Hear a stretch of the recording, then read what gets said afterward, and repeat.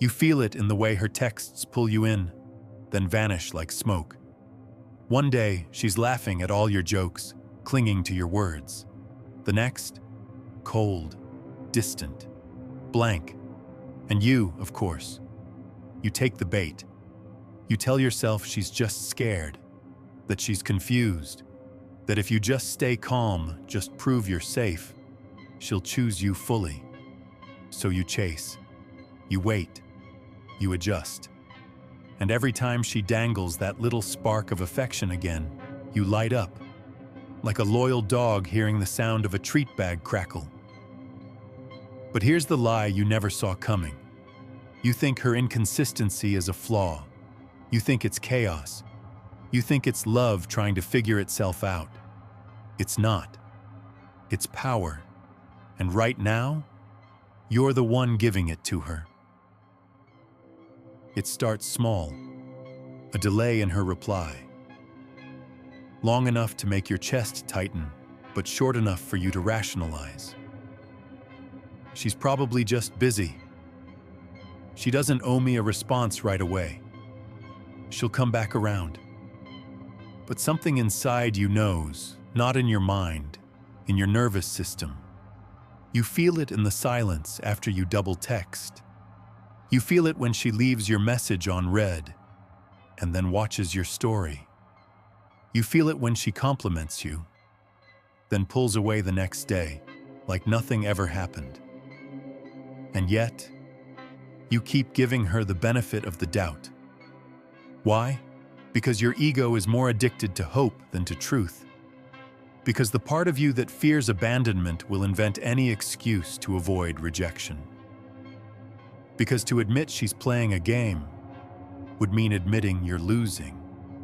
And if you're honest, you've already started bending. You don't bring up what bothers you. You wait for her mood to shift before you speak. You act strong, but only when she's warm. This isn't love. This is emotional roulette, and the house always wins. Game theory calls it intermittent reinforcement. A reward schedule so powerful, even lab rats become addicted to pressing a button they don't understand. Not because it always gives them what they want, but because it sometimes does. Freud would call it repetition compulsion. You're not chasing her. You're chasing a childhood wound, trying to earn love from someone just inconsistent enough to remind you of the parent who never fully saw you. Lacan would say she's not the problem. She's just the object petite a, the fantasy you project all your lost validation onto. She didn't create your hunger. She just figured out how to feed it. You think she's confused, but confusion is a brilliant control tactic. Because when someone's unpredictable, you stop trusting yourself and start obsessing over them. Mixed signals are not a flaw, they're a strategy. And the more you try to decode them, the more predictable you become. You thought you were being patient, understanding, emotionally intelligent. But now you realize you were just afraid to walk away. You weren't calm.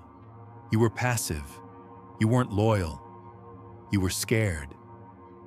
Every time you excused her coldness, you betrayed your intuition. Every time you gave her more time, more space, more energy, you gave her more leverage, and you told yourself it was love. But it wasn't. It was worship, not of her, but of the fantasy she represented. The fantasy that one day, if you were good enough, clear enough, soft enough, she'd finally choose you. But she didn't want to choose, because if she chose you, she'd lose control. And that's when it hits you. This wasn't a miscommunication. This was a performance. And the moment you bought a ticket, you agreed to be the fool in her theater. So now what? You stop texting. You don't explain. You don't wait. You sit with the silence that used to terrify you. And in that silence, you realize something she never wanted you to feel. peace. Not because it's over, but because the addiction is. You finally see her clearly, not as the dream, but the mirror. She was never yours. She was your feedback. The cold space she gave you, it matched the space you left inside yourself. The mixed signals, they echoed your own lack of standards. Her inconsistency, a reflection of your own emotional hunger masquerading as love. And now, there's no more pretending, no more decoding, no more performing. Just you, a quiet room, and the weight of what you allowed. This is where most men go back. They re-download the app. They reach out just to check in. They post something they hope she sees, but not you. Not anymore. Because something inside you just shifted. You're no longer trying to be chosen. You're becoming the one who chooses. This is the masculine pivot. From seeking comfort to seeking alignment. From decoding behavior to setting the standard. She wants to disappear when things get deep. Let her. She gets cold when you set a boundary. Good. She punishes your clarity with silence. So be it. Because the man who fears her absence will always be her puppet.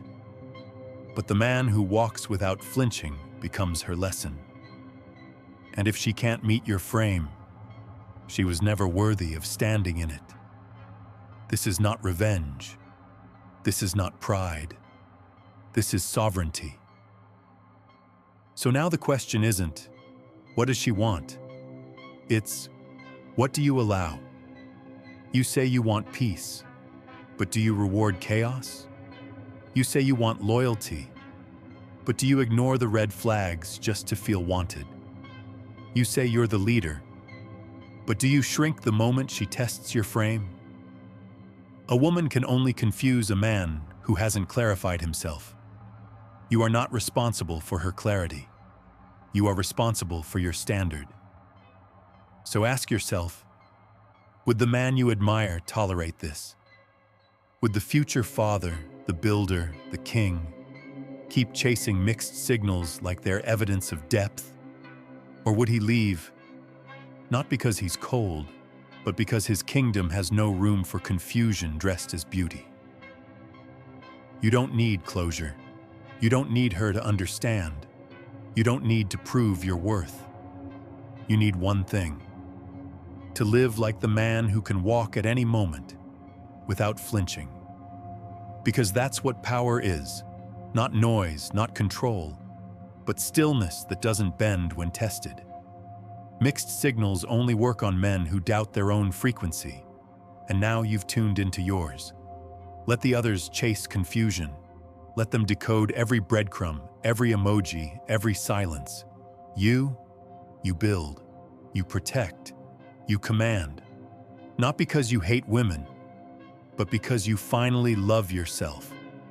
And the man who owns his standard will never fear her silence again. If this hit deeper than you expected, share it. Someone else is still lost in the noise. Subscribe if you're done decoding and ready to start building.